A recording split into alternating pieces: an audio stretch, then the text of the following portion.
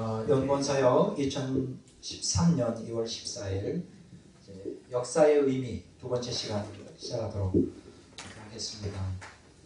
우리가 첫째 시간에 여러분들에게 말씀드리기를 역사가 크게 두 가지로 나눠진다.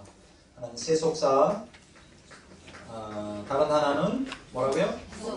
구속사. 우리가 보통 오해하기 쉬운 것은 세속사와 구속사를 별개의 전혀 다른 개념으로 이해하기 쉽다는 거죠. 근데 사실은 하나님의 구속 계획이 구속사가 일반 세속사 속에서 이루어지죠. 세속사가 따로 있고 구속사가 따로 있는 것이 아니라 사실은 세속사와 구속사는 하나인 거예요. 왜냐하면 우리가 보통 이렇게 생각해요. 세상은 마귀가 지배하고 그것은 기독교인하고 전혀 관계없고 하나님은 성경 안에만 존재하는 것처럼 세속사는 일반 역사 안에만 존재하는 것처럼 이렇게 오해하기 쉬운데 사실은 그렇지가 않죠. 성경도 사실은 역사의 책이죠. 그렇죠? 역사를 기록한 책이에요. 단지 구속사와 세속사의 차이가 있다면 그건 뭐냐? 바로 관점의 차이다. 어떠한 관점으로 보느냐에 따라 그것이 세속사로 볼 수 있고 구속사로 볼 수 있다. 그러면 관점이 뭡니까? 구속사는 하나님 중심적인, 그러니까 유실론적 세계관에 근거하여 보는 것이죠. 역사 해석을 하는 것이죠. 그렇죠? 그 다음에 세속사는 무신론적인 세계관에 근거하여 관점, 역사 해석을 하는 거예요. 그 차이뿐입니다. 그러니까 우리가 조심해야 될 것은 세속사에서 외형적으로 하나님이 침묵하는 것처럼 보이지만 사실 침묵하고 계신 게 아니에요. 우리가 성경에 보면 창세기부터 요한계시록까지 끊임없이 하나님이 인간에게 말씀을 하시잖아요. 끊임없이 하나님이 인간의 그 삶에 개입을 하시잖아요. 마찬가지로 지금도 세속사에서 끊임없이 하나님은 인간에게 말씀하시고 개입을 하셔요. 단지 이제 관점에 따라 그게 들리기도 하고 들리지 않기도 하는 것이죠.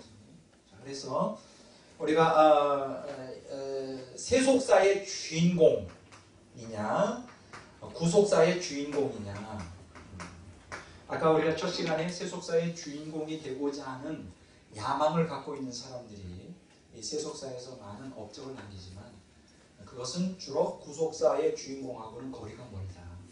우리 기독교인이 참 조심해야 될 것은 예수님을 믿으면서도 그 세속사의 주인공의 어떤 그 망상이에요. 이렇게 사로잡히기가 쉽다는 거죠. 나도 뭔가 예수 믿는 사람으로서 크게 되고 싶은 거예요. 그래서 나도 반기문 같이 유엔 사무총장이 되면 하나님께 큰 영광 돌릴 수 있을 것 같은 착각. 그런 기독교인들 많죠. 뭐가 돼서 주님께 영광 돌리겠다는 거예요. 10중 8구 영광은커녕 욕 돌리기가 쉽죠. 그렇게 구속사가 진행되지 않습니다. 하나님은 그런 방법으로 진행하지 않아요. 아주 참 조심해야 돼요. 그래서 우리는 세속사의 주인공이 되고자 하는 걸 포기하고 구속사의 주인공이 되고자 우리가 힘을 써야 된다. 자, 이 과정 가운데서 지금 아주 우리가 아까 제가 말씀을 드렸잖아요. 이 세속사에서도 주인공이 아무나 되는 게 아니다. 이제 이 인류에 아주 좋은 큰 업적을 남기거나 아니면 그것도 못하면 악한 일을 많이 해서 이름을 날려야 되는데 그건 별로 좋은 건 아니죠. 자, 이제 문제가 되는 거는 세속사의 주인공이라 할지라도 과연 그 사람이 위인이냐, 위대한 사람이냐 라고 하는 것을 우리가 평가해 볼 때는 만약 그것을 도덕적인 측면으로 접근할 때는 문제가 달라집니다. 제가 여러 책을 언급하면서 세속사의 주인공, 위인으로 이렇게 추앙을 받는 많은 대부분의 사람들이 윤리적으로는 상당히 문제가 많다. 그래서 어쨌든 이 세상 속에서도 추앙을 받으려면 일단은 도덕적으로 이제 좀 바른 인격이면 더 좋겠죠. 도덕성 문제죠. 자, 그런데 이제 중요한 것은 이제 구속사에서는 도덕성보다 더 높은 그 무엇을 요구해요. 그게 뭘까요? 그게 바로 신앙적인 측면입니다. 신앙. 하나님에 대한 믿음, 예수 그리스도에 대한 믿음이 있느냐 없느냐. 이제 그것이 이제 구속사에 있어, 특히 그 신학에 있어서 그 기독교든 뭐 신앙의 세계에 있어서 이 윤리적인 것을 뛰어넘어 그 사람이 하나님에 대한 참된 신앙이 있는가 없는가. 이제 그것을 이제 우리가 이제 검토해 봐야 된단 말이죠. 자, 그런데 여기서 한 가지 우리가 조심해야 될 것이 있어요. 이제 많은 기독교인들이 이 구속사의 주인공을 평가하는 과정에서 많은 사람들이 성경에서 말하는 구속사의 주인공의 기준을 잘 모르기 때문에 세속사의 그 주인공, 주역의 기준으로 구속사의 주인공이라고 착각하는 경우가 많이 있습니다. 그런 경우는 어떤 경우냐면 세속사에서 굉장히 인정받는 사람들. 뭐 구체적인 예를 들어서 슈바이처 박사, 그렇죠? 슈바이처, 뭐 노벨 평화상 받은 사람이죠. 또 한 사람을 든다면 20세기에 마더 데레사. 마더 데레사. 또 한 사람을 든다면 뭐 여러 사람들이 있지만 아브라함 링컨. 슈바이처 박사와 마더 데레사는 둘 다 노벨 평화상을 받은 사람이에요. 그리고 한 가지 특징이 있다면 슈바이처는 루터교 목사. 아버지가 루터교 목사였고 자신도 루터교에 소속되어 있는 그 목사죠. 마더 데레사는 로마 카톨릭의 수녀인데 어쨌든 로마 카톨릭이든 개신교든 둘 다 신자라고 하는 특성을 갖고 있어요. 그리고 한 가지 링컨 같은 경우에도 지금 기독교인이라고 하는 넷대류가 붙어 있어요. 그래서 지금 이 세 사람 슈바이처 박사, 마더 데레사, 그 다음에 링컨 아주 세속사에 있어서도 굉장히 존경을 받는, 그렇죠? 대단히 존경받는 사람들이죠. 그래서 목사님들이 종종 설교할 때 슈바이처를 본받아라. 마더 데레사를 그 슈바이처의 봉사 정신과 마더 데레사의 그러한 사랑, 희생적 사랑, 링컨의 그 노예를 해방할 정도의 그 뜨거운 신앙, 인간에 대한 뜨거운 사랑을 본받아라. 설교 자주 하죠. 또 거기에 대한 책들도 상당히 많이 나와 있습니다. 그러면 이 사람들이 세속사의 주인공인데 한 가지 질문이 있어요. 이 사람들이 구속사의 주인공이냐? 세속사에서 주인공이 되려면 일단 도덕적으로 완숙도를 가져야 돼요. 그러면 슈바이처가 도덕적으로 완숙하냐? 굉장히 훌륭한 사람이에요. 도덕적으로. 뭐 마더 데레사 도덕적으로 훌륭한 사람이죠. 뭐 링컨도 도덕적으로 흠이 없습니다. 그런데 구속사에서 주인공이 되려면 한 가지 엄격한 잣대가 있어요. 그게 뭐냐면 성경적 신앙을 갖고 있느냐. 그걸 검증해 봐야 돼요. 성경적 신앙을 갖고 있느냐. 근데 많은 사람들은 오늘 교회 안에서 슈바이처나 마더 데레사나 링컨이 구속사의 주인공이라고 해서 많이 본받아야 될 것처럼 얘기를 하는데 이건 굉장히 잘못된 것입니다. 왜냐하면 슈바이처, 마더 데레사, 링컨이 이 세속사에서는 주인공이 될지 몰라요. 도덕적으로 훌륭하고 인류에 끼친 좋은 이미지, 좋은 영향력이 있습니다만 성경적인 잣대로 볼 때 구속사의 주인공은 절대 될 수가 없습니다. 그걸 아셔야 됩니다. 그래서 이 목사님들이 설교할 때 참 조심해야 돼요. 아무거나 갖다가 세상에서 이 사람들이 기독교인이라고 해서 세상에서 성공에 따라서 이것이 꼭 구속사의 주인공, 우리도 그 사람처럼 되어야 된다. 이건 아닙니다. 내가 분명히 얘기했죠. 세속사의 주인공 된 사람들은 대부분 구속사의 주인공이 거의 될 수가 없다. 왜냐하면 세상에서 요구하는 것과 하나님이 요구하는 게 정반대거든요. 정반대. 자, 그러면 조금씩 간단하게나마 시간이 없기 때문에 슈바이처는 어떤 사람이냐. 지금까지 슈바이처는 밀림의 성자, 20세기 밀림의 성자로서 추앙을 받았고요. 인격과 신념의 모범, 도덕적 원의자, 신의 인물, 예수의 13번째 제자. 예수님께 12제자가 있는데 예수의 13번째 제자. 1949년 7월 11일 날 타임 매거진 카바에 그의 얼굴이 실리면서 그 제목이 뭐냐? 현대의 가장 비범한 인물. 뭐 세상에서 가장 위대한 인물. 라이프지에 1947년 10월 6일자. 라이프지 아시죠? 그거. 세상에서 가장 위대한 인물. 이렇게 아주 세상에서 아주 대단한, 물론 훌륭한 사람이에요. 인격도 되고 희생정신. 근데 이 사람이 과연 예수님의 12 제자 말고 13번째 제자가 될 만한 자격이 있느냐 검증해야죠. 근데 그동안 사실은 슈바이처에 대한 엄정한 평가가 아직 없었어요. 왜냐하면 1세 다 모두가 다 기독교인이든 비신자 다 열광적으로 그냥 그 신성시 거의 숭배했기 때문에 우상화가 됐었죠. 근데 요 근래에 아주 좋은 책 한 권이 출판이 됐어요. 요 근래에 바로 이 책입니다. 그 슈바이처라고 하는 책. 이 책은 제가 요번에 한 주간 동안 읽었던 책입니다. 슈바이처. 이 저자가 닐스 올레 웨르만이라고 하는 사람인데, 이 사람은 객관적으로 슈바이처를 평가를 했어요. 이 사람은, 이 저자는 누구냐? 이 사람은 물론 신학자고요. 아프리카 문화를 전공한 사람. 그러니까 아프리카에 대해서 잘 알아요. 신학을 전공한 사람이에요. 이 저자가. 그래서 그동안 너무나 슈바이처에 대해서 일방적으로 평가, 막 거의 그 우상 숭배화 됐는데, 이 슈바이처의 그 허점, 그 인간성을 여기서 아주 적나라하게. 그러니까 이 사람은 무조건 옳다거나 그르다거나 하지 않고 객관적으로 옳고 그른 걸 다 여기다 적었습니다. 여기 보면 슈바이처의 성질도 다 나와요. 얼마나 성질이 불같은지. 그리고 그 아프리카 그 흑인들을 이제 병원에 데려와서 치료를 하잖아요. 자기 종부리 뜻하는 거예요. 그러니까 백인 우월주의가 아주 굉장히 강했고, 인종주의가 아주 강했고, 뭐 이런 것들이 그대로 여기에 다 역사적인 사료들이 이 안에 많이 들어가 있어요. 그래서 제가 여러분들이 슈바이처를 객관화하려고 하면 이런 책들은 좀 한번 읽어볼 필요가 있습니다. 아주 좋은 책입니다. 요 근래 나온 책이에요.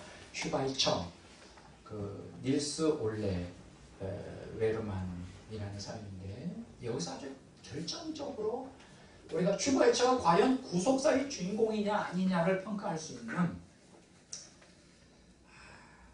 결정적인 게 있어요. 뭐냐? 여러분들 잘 아시는 대로 슈바이처는 바흐 음악에 아주 정통한 사람이에요. 바흐. 오르간, 파이프 오르간 정통한 사람이에요. 아, 대단해요. 철학으로 또 그 헤겔의 철학으로 박사학위 받았고요.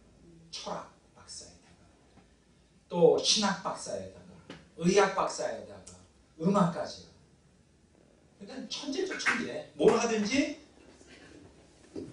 하든지 다 박사학위를 받을 수 있는, 다 전문가가 될 수 있는. 보기 드문 아주 영재죠. 근데 딱 한 가지 이 사람에게, 물론 뭐 성질 더러운 것은 그거 여기서 말하지 않고요. 죄송합니다. 성질이 좀 그렇다고 해서 한 가지 치명적인 오류가 있는 게 뭐냐? 이 사람의 신앙이 문제가 심각해요. 이 사람은 루터파에 속해 있지만 자유주의적 신학 토대에 이 사람이 그 신학을 합니다. 근데 그때 당시에 19세기가 다 자유주의 신학이 범람하던 시대예요. 그 시대의 정신에 물들어 있던 사람이죠. 자유주의 신학자들이 다 점령하고 있었던 때인데, 특히 독일 본토에서 자유주의 신학이 완전히 물들어버립니다. 그래서 그 예수 그리스도를 하나님으로 믿지는 않습니다. 평범한 나사렛 청년으로 믿고, 그리고 그 예수님이 메시아에 대한 열광중에 스스로가 걸려서 메시아가 되보려고 폼 잡다가 비참하게 죽었다, 뭐 이렇게 얘기를 하고, 더 문제가 심각한 것은 슈바이처는 신의 인격성을 믿지 않습니다. 하나님의 인격성을 안 믿어요. 범신론적 신앙심을 갖고 있어요. 뭐 여러분들이 잘 아시는 대로 그 사람은 그 생명의 경외의 사상이 있잖아요. 유명하죠. 여기서 말하는 생명은 예수님의 생명을 얘기하는 게 아니라 모든 사물에 다 생명이 있어서 존귀하게 생각해야 됩니다. 이게 범신론적이에요. 인격적 하나님을 부인합니다. 그래서 이 사람은 그 니체를 아주 좋아해요. 니체, 무신론, 신은 죽었다 하면 니체를 너무나 좋아하고, 예수님을 단순히 윤리적 스승과 모범으로만 생각해요. 근데 한 가지 재미있는 게 뭔지 알아요? 자신은 예수님을 잘 믿고 있다고 생각해요. 예수님의 본을 따라 자기는 예수님의 제자로서 열심히 도와주고 있다. 그 보세요. 이게 관점의 차이죠. 성경의 구속사에서 요구하는 그거를 믿는 게 아니라 자기 마음대로 주관적으로 성경을 하나님 말씀으로 받아들이지 않고 다 까발리고 자기 스스로 일반 윤리 의식 속에서 예수님을 평가한 것이죠. 그동안 많은 제가 슈바이처 박사, 제가 벌써 15년 전부터 슈바이처 박사는 구원받지 못했다가 지옥 갔을 거다고 하면 사람들이 펄펄 뛰었어요. 증거를 대야 해요. 근데 증거를 댈 수 없었는데 이 책을 읽어보면 그 증거가 여기 많이 있습니다. 슈바이처 박사의 신학사상이 여기에 많이 들어있어요. 꼭 좀 사보세요. 제가 거짓말하지 않았다. 이 사람은 예수님 안 믿습니다. 예수님은 구주를 믿지 않습니다. 당신이 위대한 도덕적인 스승, 하나님의 인격성도 믿지 않아요. 그냥 추상적인 그 자유주의 신학자들의 전형적인 신앙 형태죠. 인본주의자죠. 그러니까 슈바이처 박사는 위대한 인본주의자예요. 그러나 그런 사람들이 구속사의 주인공이 될 수 있을까요? 없죠. 가장 기본 그 선에서 걸려요. 성경에 뭐라 그랬습니까? 하나님의 일이 뭐예요? 하나님의 일이라는 것은 하나님의 일이 뭡니까? 하나님의 일은 하나님이 보내신 자 예수 그리스도 믿는 거예요. 예수님을 주님으로 믿지 않는 사람들이 무슨 그 아프리카에 가서 아무리 자기 몸을 희생하여 근데 여기에서 참 놀라운 게 뭐냐면 그 슈바이처는 전략적으로 행동하는 정치적 인간이었어요. 자, 노벨 수상을 받기 위해서 수만 통의 편지를 정치 지도자들한테 계속 보내요. 그때 당시 슈바이처 말고도 또 훌륭한 선교사들이 아프리카에 병원을 짓고 했지만 그 사람들은 전혀 알려지지 않고 슈바이처만 이렇게 세상에 마치 이 사람이 성자인 것처럼 알려진 건 뭐냐면 자꾸만 정치 활동을 했다는 거죠. 자기를 알리고 그 쇼맨십이 굉장히 강했다고 생각해요. 아주 철저히 계획에 따라 자기를 갖다가 드러내는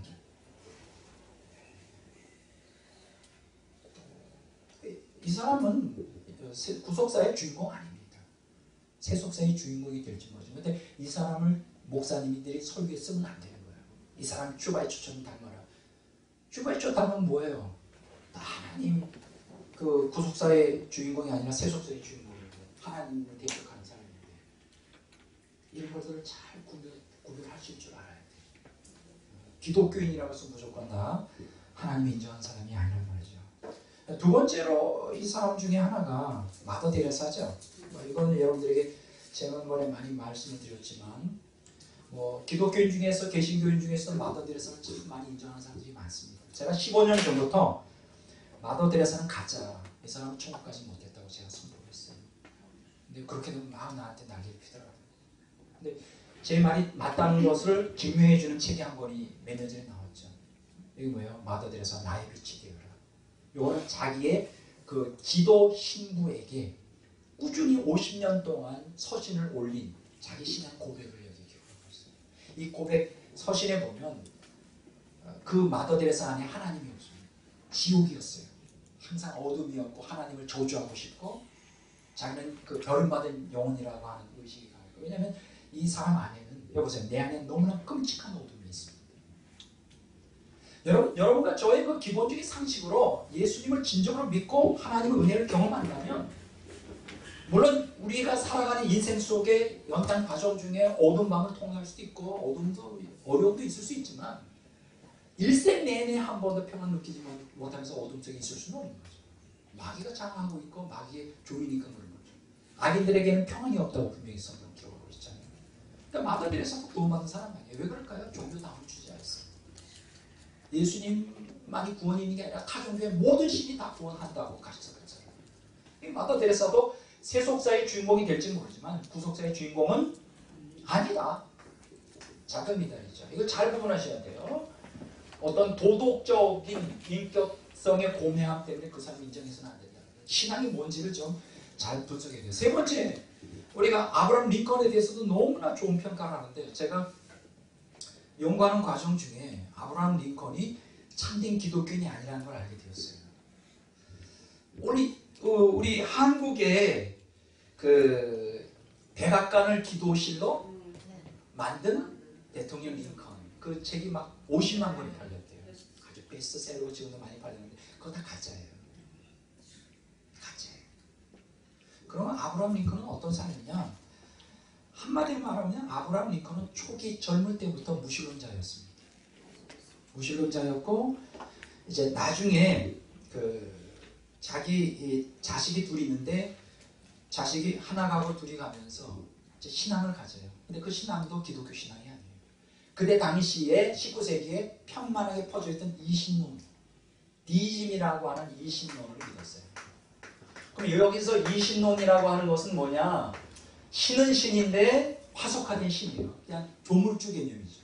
조물주 여러분 아시죠? 조물주. 네. 조물주께서 창조하셨다. 조물주하고 하나님이 무슨 관계가 있어요? 그건 개념적인 어떤 추상적인 그런 화석화된 신이죠. 아브라함 링컨은 그런 신을 믿었어요. 근데 오늘 너무나 많은 사람들이 잘못 생각하고 있어요. 시간이 다 없기 때문에 제가 다 말씀을 못 드리고요. 제가 거짓말하는지 진짜인지 제가 그 위키피디아라고 하는 그 인터넷 뒤져보면 있죠. 백과사전 인터넷 위키피디아 들어보셨어요? 위키피디아란가? 위키피디아. 거기에 들어가 보셔요. 그게 영어로도 된 것도 있고 한글로도 된 게 있어요. 거기에 제가 영어로 된 걸 복사해 봤어요. 거기 쳐들어가면 미국 대통령들의 그 신앙, 종교 생활, 이걸 이제 한국어로 제가 번역한 거예요. 제가 한번 잠깐 읽어보겠습니다. 위키피디아에 The Religious Affiliations of the United States President, 미국 대통령의 종교 성향, 종교 성향. 여기 보면 Deism and the Founding Fathers라는 항목에 이신론과 그 국부들, 그러니까 미국을 건립한 그 국부. 쭉 여기 나요.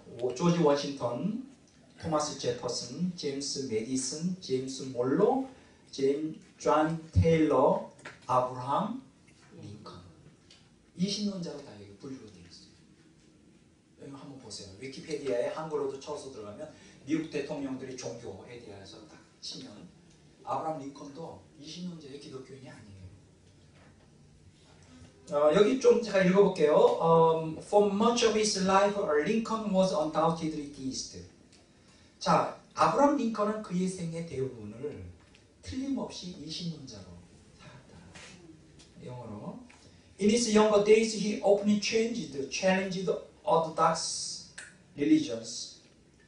그가 젊은 시절에 그는 그 정통 종교, 정통 기독교에 대하여 도전했다는 반발하고. But as he matured and became a candidate for public office, he kept these views more to himself. Would sometimes attend Presbyterian service with his wife, Mary Todd Lincoln. 자, 하지만 그가 이제 나이가 들어 이제 공직에 나가게 되었을 때 그는 여전히 그럼에도 불구하고 더욱더욱 이신론자로서의 신앙을 고수하고 있었고, 때때로 그는 자기 아내 토드 링컨과 함께 장로교 예배에 가끔 참석을 했었다. 이렇게 번역해요.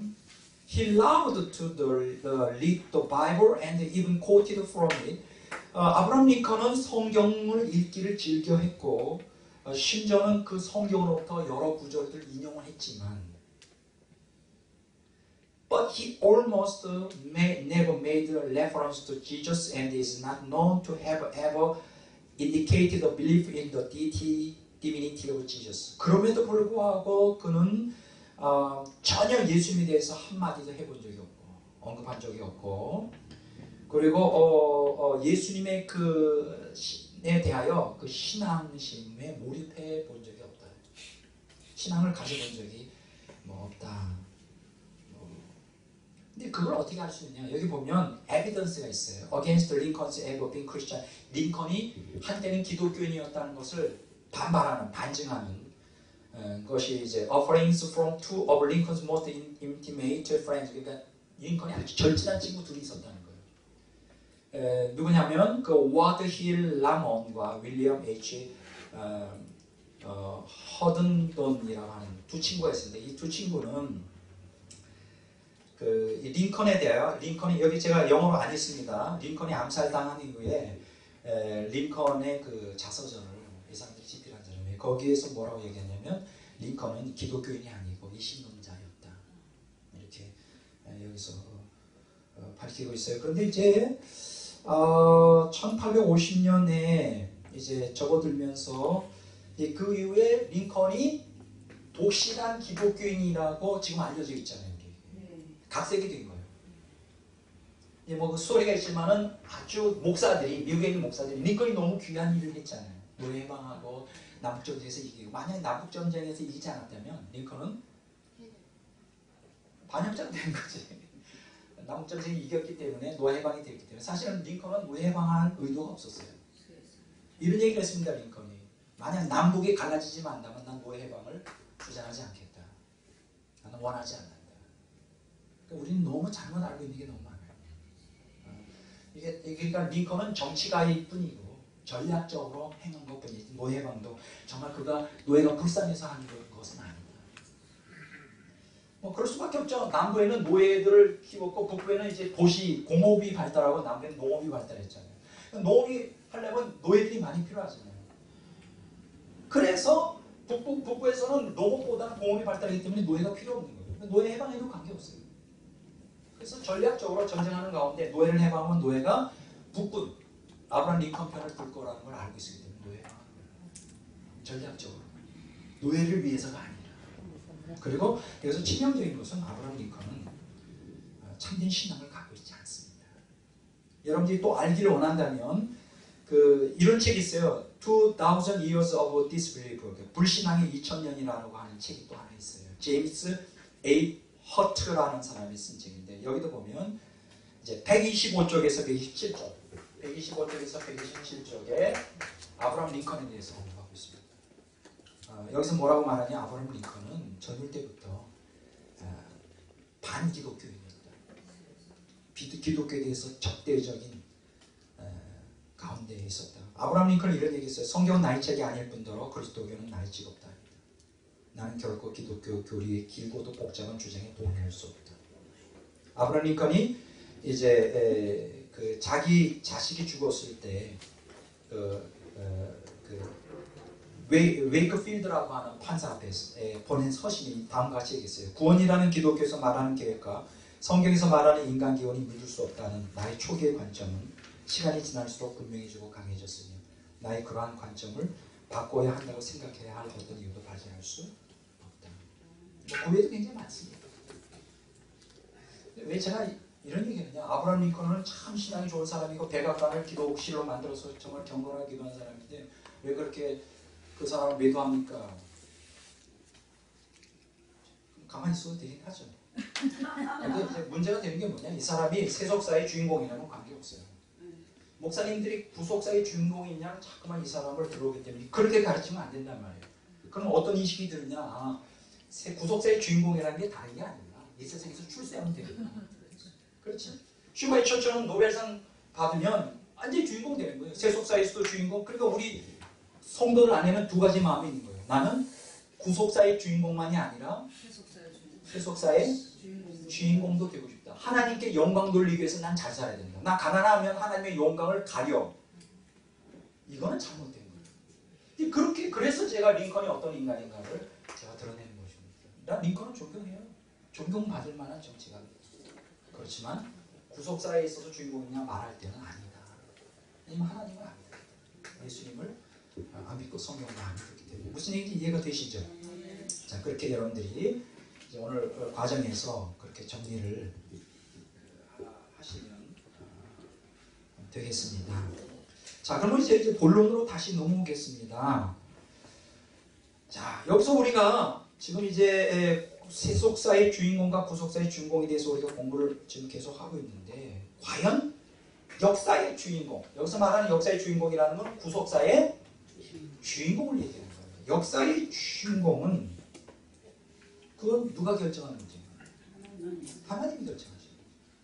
뭐 세상의 슈바이처나 마더 테레사, 링컨을 아무리 역사의 주인공이라는 말해도 하나님이 노해버리면 그건 끝나는 거예요.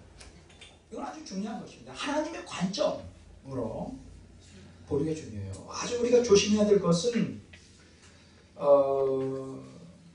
그 인간이 결정하는 문제가 아니에요. 내가 결정하는 문제가 아니에요. 하나님께서 결정하는 문제예요. 그런데 그 하나님께서 누구를 구속사의 주인공으로 삼느냐에 대한 내용은 성경에 자세히 나와 있어요. 그래서 오늘 시간이 안 된다면 다음 주로 넘어가겠고, 그걸 오늘 여러분들이 저와 배워야 돼요. 저는요, 세속사의 주인공이 되고 싶은 마음이 0.001%도 없어요. 그럼 제가 처음부터 그런 마음이 있었느냐? 아니에요. 제가 젊을 때, 20대, 30대 때는 꿈이 컸어요. 조용히 목사님처럼 세계적인 종이 되고 싶었어요. 그럴 만한 능력도 제가 있다고 생각했어요. 설교를 제가 못하는 것도 아니고, 어느 교회를, 큰 교회를 가든지 작은 교회를 가든지 인정을 받았어요. 제 팬들이 있었어요, 사실. 잘했어요.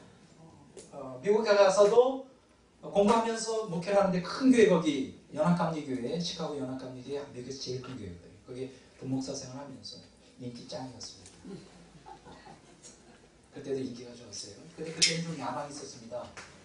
내가 공부 많이 하고 큰 교회를 하든지 조용히 목사님처럼. 그래서 제가 사실은 제가 두 사람을 젊을 때 참 좋아했어요. 한 사람은 워치만니 굉장히 좋아했고요.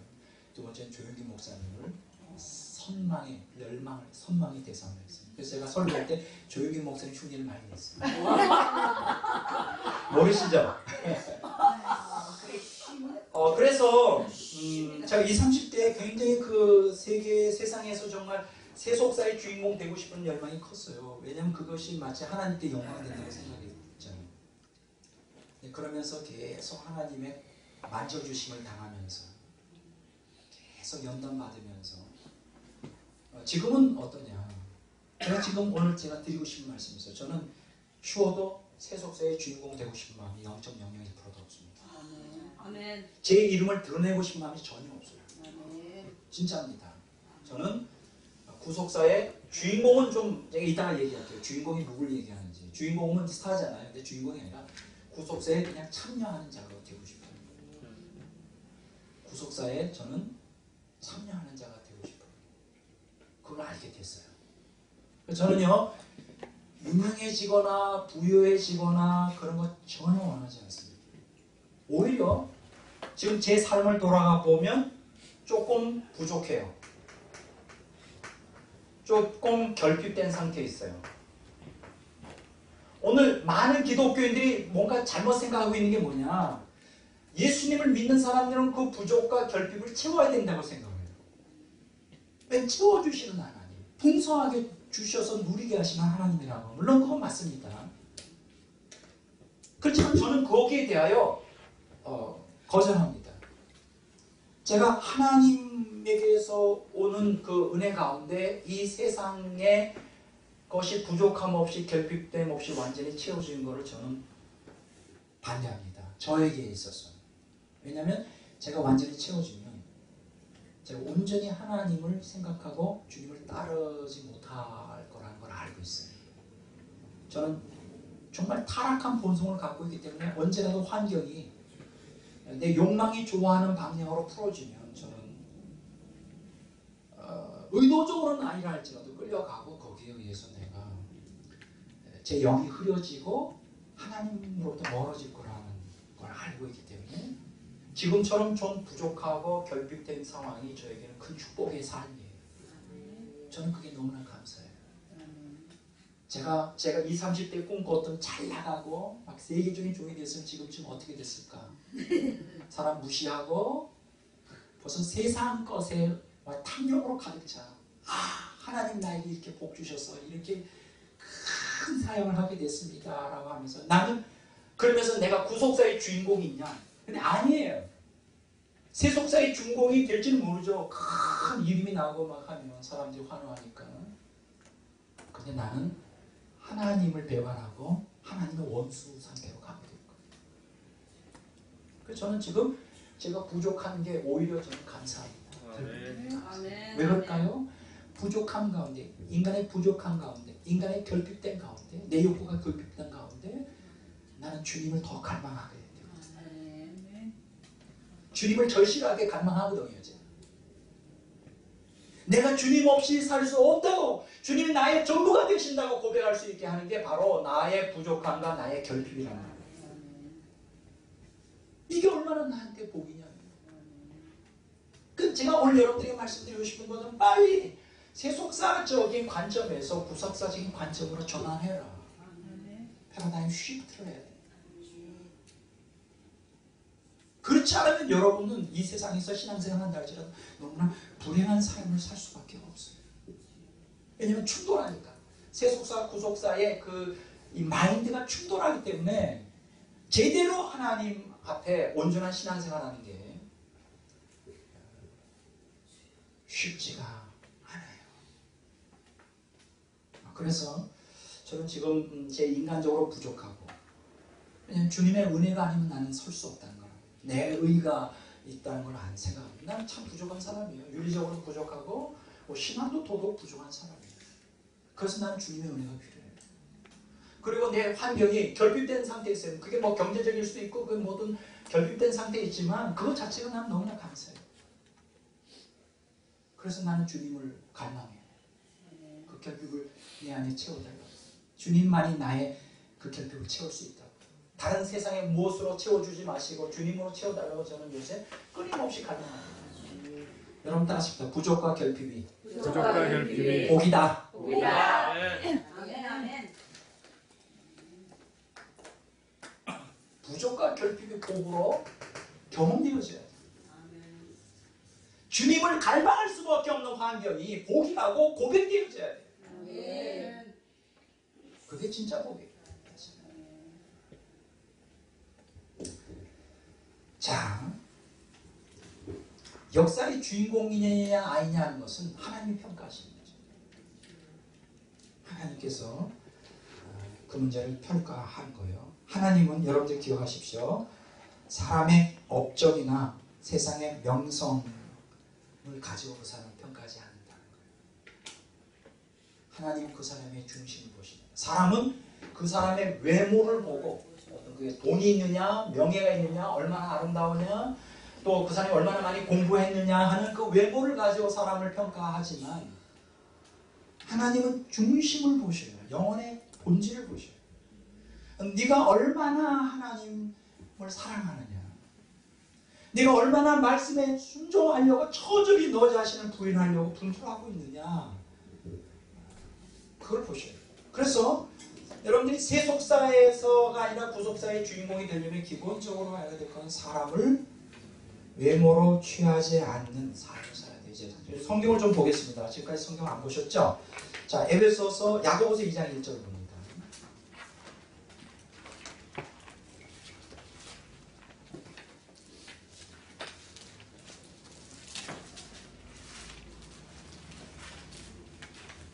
자, 야고보서 2장 1절.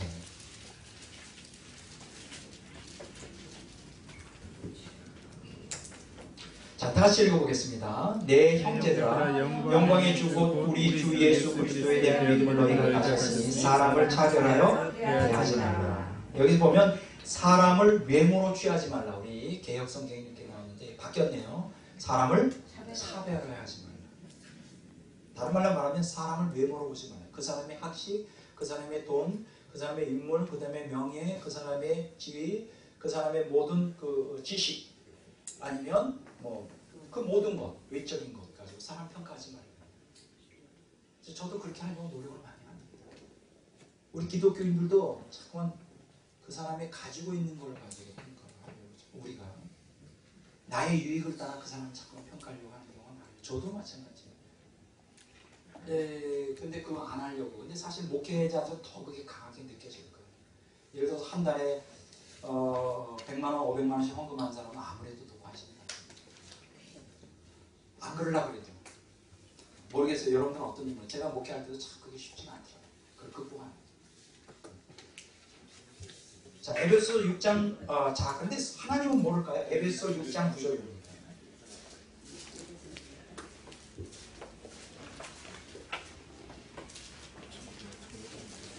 에베소서 6장 9절을 한번 다 같이 봅니다. 다 같이 읽어보겠습니다. 상전들아 너희도 그들에게 이와 같이 하고 위협을 그치라. 이는 그들과 너희의 상전이 하늘에 계시고 그에게는 사람을 외모로 취하는 일이 없는 줄 너희가 아느니라. 하나님은 사람을 외모로 취하지 않습니다.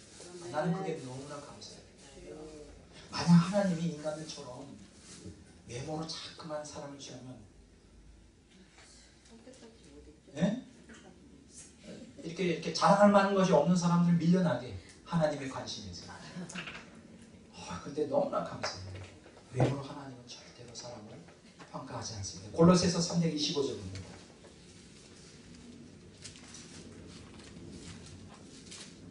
자, 골로새서 3장 25절. 자, 다시 읽어보겠습니다. 불의를 행하는 자들은 불의의 보응을 받으리니 주는 사람을 외모로 취하심이 없느니라. 여기 보면 불의를 행하는 사람들은 불의의 보응을 받는다. 이게 무슨 얘기일까요? 불의를 행하는 사람은 불의의 보응을 받는다. 이게 무슨 얘기일까요? 하나님 외모로 취하지 않는다는 거예요. 그 사람의 열매를 보고 평가하시죠. 그 사람의 본질을 보고 평가하시죠. 그 안에 탐욕이 있는 거를 평가하시죠. 있나 없나. 만약 그 기준으로 하나님 앞에 쓴다면 세속사의 주인공들은 다 겨처럼 바람에 날려 흘러가는 겨처럼 되고 말 거예요. 하나님 앞에 아무런 가치가 없는 그런 사람이 되어서는 안 되겠죠. 하나님은 어떤 사람이냐? 하나님은 그 심령을 감찰하시는 하나님. 데살로니가전서 2장 4절을 봅니다.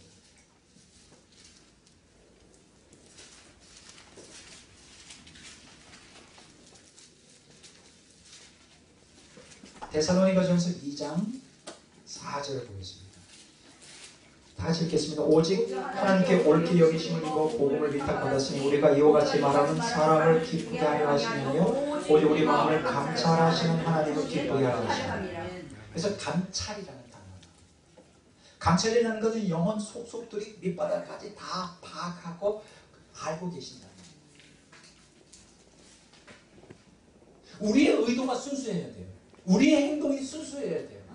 이 순수성, 거기에 전혀 세상의 세속사의 주인공들은 순수하지 않아도 어떤 겉으로 드러나는 업적만 있으면 다 평가받게 되어 있죠.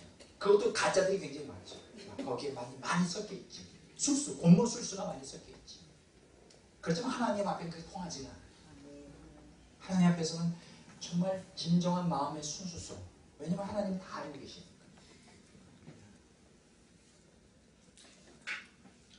감찰하시는 하나님이에요.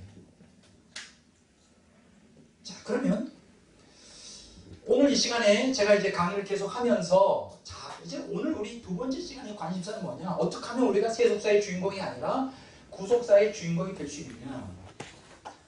되려면 먼저 제일 필요한 게 뭐냐? 영적 분별력이 필요하죠.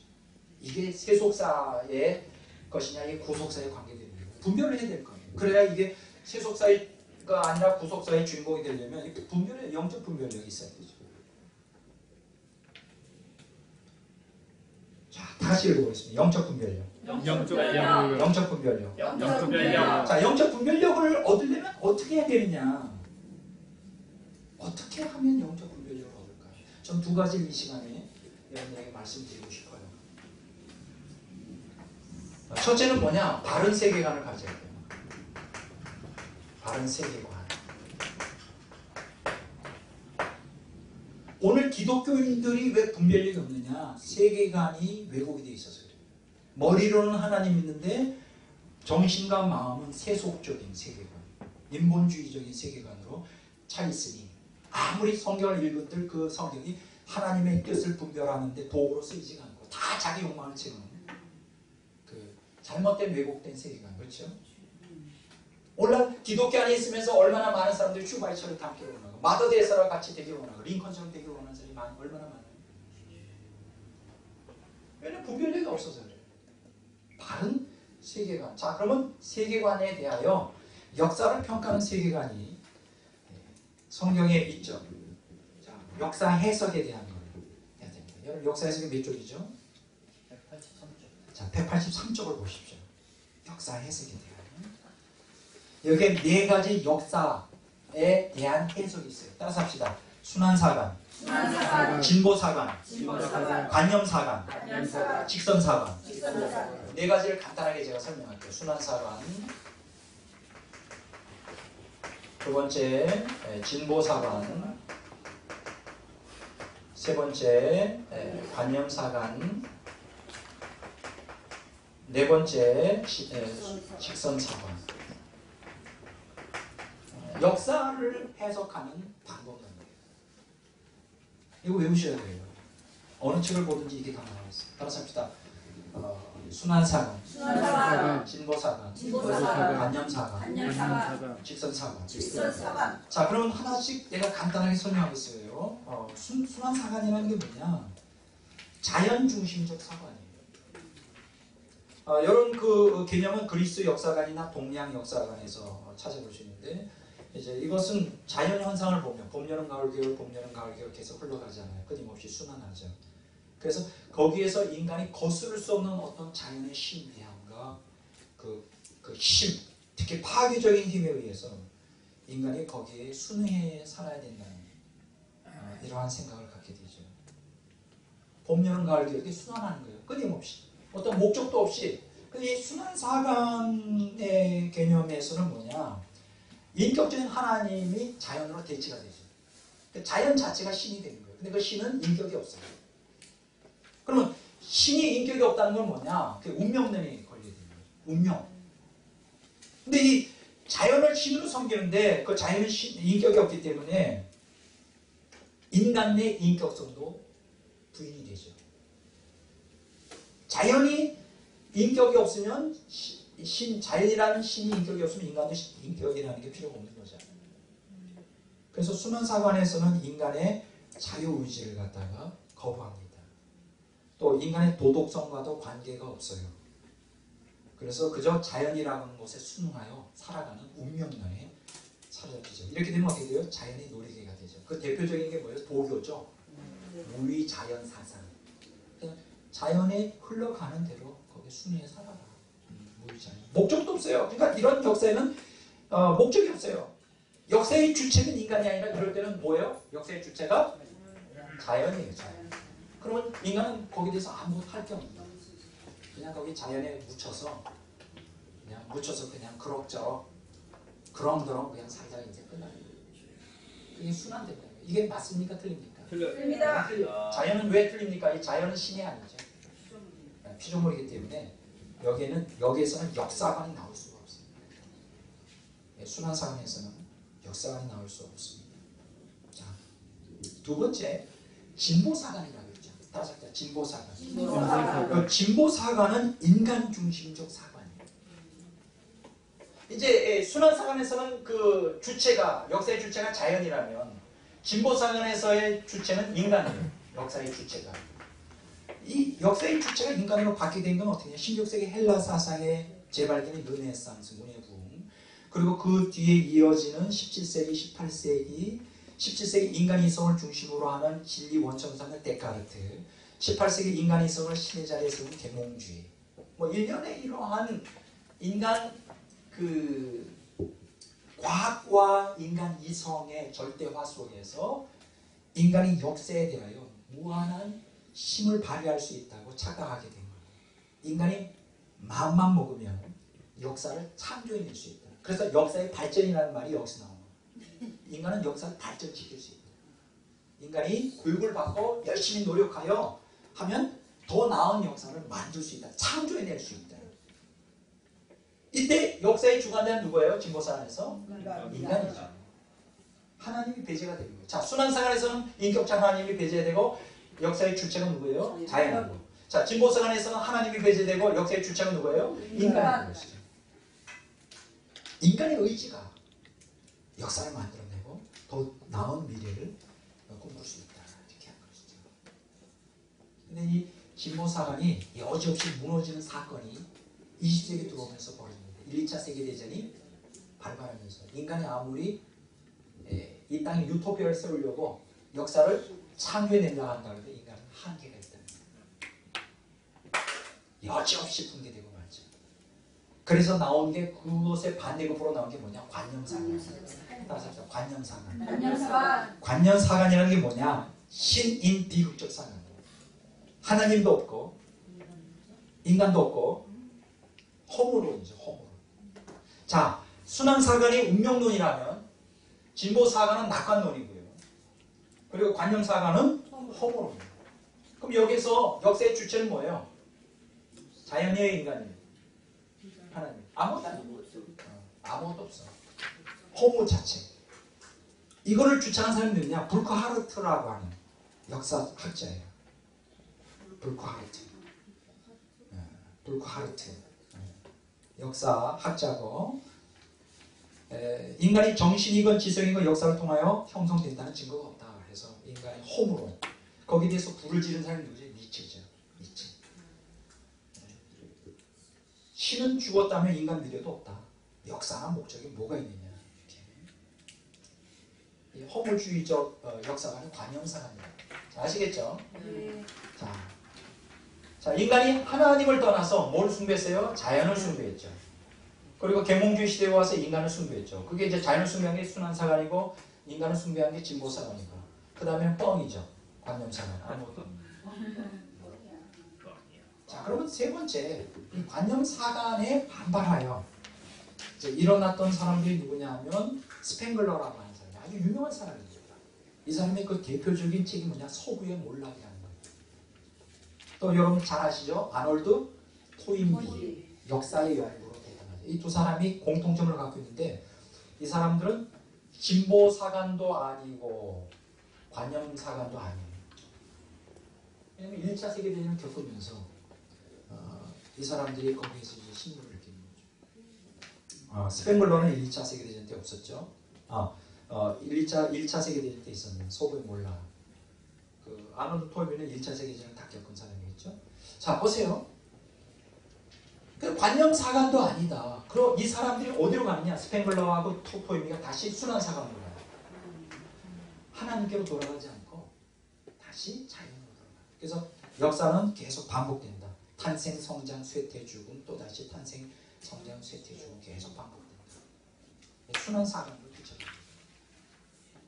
이거는 잘못된 거죠. 그러면 네 번째는 뭐냐? 성경적인 역사관이 바로 직선사관이에요. 자, 따라서 직선사관. 이거는 하나님 중심적 사관이에요. 그러니까 역사의 주관자는 누구예요? 하나님이라고 해요. 여기 이제 성경적 역사관이고 이거를 섭리론이라고 하죠. 섭리론. 이 직선사관은 히브리 사관, 기독교 사관 다 같습니다. 다 직선사관이에요. 근데 이 직선사관이라는 말을 조금 좀 말을 바꾸면 좋겠어요. 자, 여기 보세요. 자, 하나님의 구속사는 직선적으로 쭉 올라가는 게 시작이 있어서 끝이 있다. 이게 직선사관이거든요. 하나님이 역사를 시작했고 구속사를 시작했고 구속사를 완성한다. 그 가운데 세속사가 있는 것이죠. 근데 직선사관이라는 말은 좀 그렇고요. 저는 이렇게 표현하면 좋을 것 같아요. 이걸 뭐라고 표현해요? 나선형 사관? 나선사관? 왜냐하면 하나님의 구속사가 인간의 눈에 볼 때는 계속 올라가는 게 아니에요. 내려갈 때도 있고 올라간다 내려간다. 입체적으로. 이거는 이제 다음 주에 어떻게 하나님께서 구속사를 진행하시는가. 하나님의 역사 개입, 구속사 진행 원리에 대해서 이제 다음 주에 아주 중요한 강의가 계속 있는데 오늘은 이제 역사가 무엇이냐는 의미를 얘기하는 것이고요. 그래서 성경적 사관은 직선사관이에요. 따라서 직선사관. 이 직선사관이 있다는 건 시작과 끝이 있다는 거예요. 그걸 하나님이 주관하신다는 거예요. 그래서 역사는 의미와 목적이 있어요. 자, 순환사관에도 진보사관에도 관념사관에도 역사는 의미가 없어요. 그러나 오직 직선사관에만 뚜렷한 의미와 목적이 있어요. 근데 그 의미와 목적은 뭐예요? 하나님의 뜻. 그것이 역사의 목적이에요. 자, 직선상에서 그 의미는 뭐예요? 하나님의 뜻이에요. 구속사에서 가장 중요한 것은 하나님의 뜻이에요. 하나님의 뜻. 따라서 합시다. 하나님의 뜻. 왜냐하면 하나님이 구속사의 주인공이시냐. 그 구속사를 모든 걸 총괄하시는 분이시죠. 역사의 주인이시니까. 하나님. 그럼 왜 역사를 하나님이 구속사를 진행하실까요? 하나님의 뜻을 이루시기 위해서. 하나님의 뜻이에요. 다시 한번 따라서 합시다. 하나님의 뜻. 하나님의 뜻. 역사는 하나님의 활동 무대이고요. 또 하나님께서 모든 역사적 사건을 통제하시고 다 관할하시고. 근데 여기서 아주 중요한 게 있어요. 아주 중요한 게 있어요. 뭐냐? 이 순환 상황 같은 경우에는 인간의 의지가 개입될 여지가 없어요. 자연이 알아서 다 합니다. 진보 상황에서는 인간이 다 주체가 돼요. 인간의 의지가 다 돼요. 관념상에는 의지도 없고 아무것도 없어요. 직선 상황은 뭐냐? 주도권을 누가 져요? 하나님이 구속사를 주시는데 여기서 중요한 것은 하나님이 일방적으로 혼자 다 하지 않는다는 거예요. 오늘 많은 신학자들이 잘못 오해하고 하는 것은 하나님의 절대 주권이라는 개념을 하나님이 독재, 일당 독재로 생각하는 경우가 있는데 절대 그렇지 않아요. 그거 고쳐야 돼요. 하나님께서 구속사를 주도하고 이끄시지만 거기에 누가 참여해야만 되느냐? 인간이 참여해야 돼요. 그걸 바로 우리는 소명이라고 해요. 인간이 참여시켜요. 그러니까 하나님께서 일방적으로 구속사를 하잖아요. 하나님께서 인간을 거기에 참여시켜요. 그럼 왜 하나님께서 인간과 협력을 하느냐? 왜 구속사의 인간을 하나님의 구속사를 창조해 나가고 발전시키고 완성시키는데 인간을 참여시키느냐? 왜 하나님께서 일방적으로 다 독재 권력을 가지고 구속사를 진행하지 않고 왜 거기에 반드시 인간이 참여하도록 하시게 해야 되느냐? 그 왜 그럴까요? 구속사의 주체, 그러니까는 구속 경륜의 그 목표는 인간이기 때문에. 그게 만약 그 강아지들이라면 강아지들의 동의를 받을 필요가 없어요. 만약 구속의 주체가 강아지라면 내가 100마리를 갖다가 내가 통제하고 싶다. 어떻게 하면 될까요? 강아지 100마리였어요. 그러면 일단 뭘 만들어야 되죠? 우리를 만들어요. 100마리를 수용할 수 있는 우리를 만들어요. 그 다음에 이제 뭐 강아지들한테 필요한 게 뭐예요? 이제 똥을 치워주는 거 하고 또 먹이를 주면 돼요.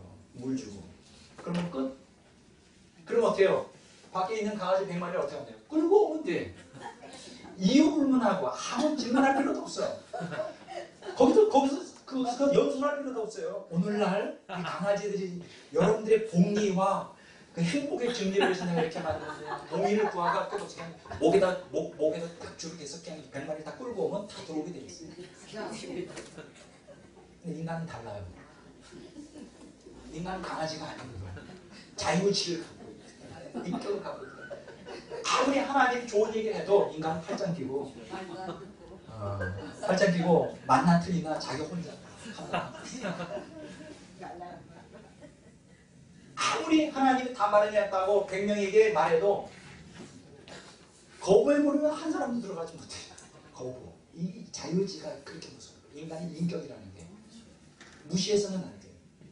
그래서 구속사는 아무리 하나님께서 구속사를 통하여 하나님 생명과 합의를 되게 하고 천국으로 데려가려 한다 할지라도 인간이 거기에 함께 참여해야 돼요. 인간 영혼이 구원받는 문제이기 때문에. 이게 얼마나 엄청난 거예요. 그래서 여러분들이 구속사의 주인공이 된다는 건 뭐냐? 여러분들이 하나님의 뜻이 무엇인지를 알고 거기에 결단하여 참여해야 돼요. 하나님의 부르심에 응답해야 돼요. 이게 너무나 중요한 것입니다. 그냥 일방적으로 되는 게 아니에요. 그래서 이 직선사관을 예정사관이라고 해요. 왜냐하면 시작부터 끝까지 하나님의 주권과 예정된 계획에 따라 진행되기 때문에. 그리고 이 직선사관을 목적사관이라고 합니다. 역사는 궁극적으로 하나님의 은혜를 통해 인간에게 행복을 가져다주는 천년왕국에서 이제 또 영원한 천국에서 성취되기 때문에 목적사관, 분명한 목적을 가지고 있다. 자, 그래서 여러분들이 그 구속사가 무엇인지를 알려면 먼저 바른 세계관을 갖는 게 필요합니다. 여러분들 우리는 어디 있어요? 직선사관이에요. 직선사관. 순환사관도 아니고 진보사관도 아니고 관념사관도 아니고 하나님이 이 역사를 다 주관하시고 우리 거기에 응답하는, 참여하는 그렇게 함으로 구속사가 이제 진행되고 완성된다는 그 신앙을 갖고 있죠. 자, 두 번째로 이제 이런 바른 세계관, 역사에 대한 역사의 그 해석 문제, 역사 해석이죠. 두 번째로 우리가 여기서 말하셔야 되는 게 뭐냐? 역사의 개념을 알아야 돼요. 우리가 영적 분별력을 가지려면 역사의 개념. 여러분 그 순환사관이나 진보사관이나 관념사관 같은 데서는 인간은 역사에서 어떤 의미를 발견하지 못해요. 그렇죠. 도대체 역사가 무슨 의미를 갖고 있지? 그러니까 이 서양 철학에서는 역사적이라고 하는 말은 우연적인 것이라는 의미를 함축하고 있어요. 어떤 특별한 뜻이 있는 거 아니에요. 인간이 거기다 의미를 부여했을 뿐이지. 자, 그렇지만은 이 직선사관으로 우리가 표현되는 이 구속사, 구속사에서는 거기에 뚜렷한 의미를 발견하게 됩니다. 왜냐하면 역사의 주체가 누구예요? 하나님이기 때문에. 하나님이기 때문에 거기에 아주 뚜렷한 것이 있어요. 자, 그러면 여기서 자 어떻게 세속사가 구속사로 전환할 수 있을까? 아까 제가 처음에 얘기했죠. 첫째 시간에 세속사와 구속사는 분리가 되는 게 아니라고. 참 분리하지 말라고. 관점에 따라 역사 해석에 따라 그게 세속사도 될 수 있고 구속사도 될 수 있다. 그러니까 세속사와 구속사는 다른 게 아니라 동전이 안면이고 그것은 관점이 차이예요. 그럼 어떻게 그 희미한 세속사, 그림자 속에서 뚜렷한 구속사를 발견할 수 있을까? 어떻게 하면 우리가 평범하게 살아가는, 저와 여러분들은 사실 어떤 면에서 평범하게 살아가는 거잖아요. 뭐 우리가 오늘 무슨 행동했다고 신문에 나와요? 뭐 나올 필요도 없고 죽어도 안 나오죠. 죽어도 안 나온 건 아니고 죽으면 나올지 몰라. 어디에서 사고가 터졌다. 별로 좋은 게 아니죠. 좋은 게 아니에요. 뭐 어디 길 가다가 뭐 그것도 뭐 어쩌다 기자가 눈에 띄었을 때만 나오지. 한두 명이 죽나요, 사고. 부지기수로 죽는데 그 중에 하나 선택이 되면. 자, 여기서 중요한 게요. 평범한 삶을 살아가요. 거의 무관심 상태로 우리 삶이 살아가요. 그러면 이게 이제 우리가 세속사 속에서 살아가는 건데 굉장히 희미하잖아요. 어제가 오늘 같고 오늘이 내일 같고 희미한 세속사예요. 근데 어떻게 그 역사의 의미를 뚜렷하게 하고 어제가 오늘 같고 내일이 그제 같은 평범한 삶을 매일 전율이 넘치는 exciting한 막 흥분되고 막 전율 넘치는 뚜렷한 실체, 그림자 아닌 실체인 구속사로 만들 수가 있을까요? 여러분 그렇고 싶지 않아요? 매일 그냥 흥분되는 정말 막 행복한 똑같은 밥을 먹지만 똑같은 잠을 자고 똑같은 삶의 공간에서 살지만 그렇고 그런 진부한 삶, 모노톤한 그 단조한 삶 속에서 막 흥분되는 삶으로 전환할 수 있을까? 쉽게 말하면 세속사에서 구속사로 전환할 수 있을까요? 그러니까 비결이 있어요. 시간이 다 돼가고 있네요. 그 비결을 알려드려요. 그래서 오늘은 그만해야 될 것 같아요. 왜냐면 시간이 없어요. 다음 주에 첫 시간에 왜냐면 이게 중요하기 때문에 어떻게 하면 이 단조한 세속사 속에서 세속사에서 뚫려면 한 가지밖에 없어요. 우리가 문제를 일으켜야 되거든. 스타가 되든지 근데 그게 오래 못 가요. 스타가 되든지 문제를 일으켜가지고 사람을 많이 죽이면 근데 순간적으로 흥분될 수가 있지. 야 내가 유명인이 됐다. 그렇게 살지 말고 평범한 삶 속에 세속사 속에서 평범하게 사는데 어떻게 구속사의 그 깊은 맛을 경험하면서 살 수 있을까? 그걸 알려드리려고 그래요. 세속사 속에서 구속사를 어떻게 발견할 수 있을까? 그래서 삶이 역사의 의미가 충만한 그렇죠. 하루하루가 흥분되는 충만한 하나님의 기적이요? 아니 그 차원은 말고. 근데 저는요 죄송합니다. 제 얘기를 뭐 다른 사람 할 수 있는 게 없잖아요. 저는 세속사 속에서 구속사를 민감하게 경험하면서 살아요. 하루하루가 지루하지가 않아요. 의미가 충만해요. 제가 그렇게 하는 얘기가 하는 제가 이렇게 얘기할 수 있는 게 제가 경험하고 있기 때문에. 그렇다고 뭐 제가 특별한 삶이 아니에요. 아무도 찾아주는 사람도 없고 1년 가야 저한테 전화 오는 사람도 거의 없어요. 혼자 이렇게 홀로 서 있는데 왜 나는 의미가 충만한 삶을 살까? 하나님의 그 임재를 경험하면서. 그 이유가 있죠. 저는 구속사를 경험하면서 살거든요. 그 모든 일에서 구속사를 거기서 해석을 하거든요. 그게 지금 앞으로 강의할 내용의 관심사예요.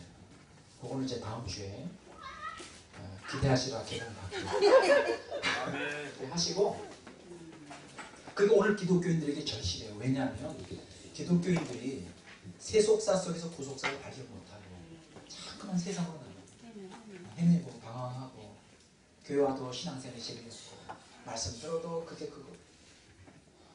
그거는 성경적인 측면에서의 잘못된 것이고 정말이에요. 그게 하나님의 의도가 아니거든요. 세속사의 평범한 삶 속에서 구속사를 순간순간 경험하고 구속사적으로 해석하면서 우리의 하루하루의 이 시간들이 얼마나 소중합니까? 다시 올 수 없는 인생이에요. 단 한 번뿐인 인생이에요. 그거를 세속사적인 측면으로만 살지 말고 구속사적인 측면으로 의미 있게 살아야 될 거 아니에요. 그래서 자꾸만 사람들은 구속사 하면 자꾸만 유명해지는 거, 교회 크게 세워서 이름 날리는 거, 그거 아니거든요. 혼자 있으면 어때? 남이 안 알아주면 어때? 좀 아까 얘기한 대로 부족하고 결핍되면 어때? 주님이 알아주시는 거지. 그렇죠. 거기에 비밀이 있다니까요. 그걸 이제 다음 주에 이제 학문적으로 정립해 드리고 또 성경을 통하여 다 이렇게 검증해 보도록 하겠습니다. 우리 구약의 선지자들, 신약의 사도들이 어떠한 삶을 살았는지, 우리는 그러면 어떻게 살아가야 될 것인가? 우리는 하나님 안에서 스스로가 만족할 수 있는 존재들이에요. 세상에 어떤 세속사적인 주인공이 안 돼도 행복할 수 있는 존재들이에요. 자, 시간이 오늘 다 돼서 여기까지 하고요. 다음 주에 계속 이어서 하도록 하고, 이제 남은 시간 시를 읽고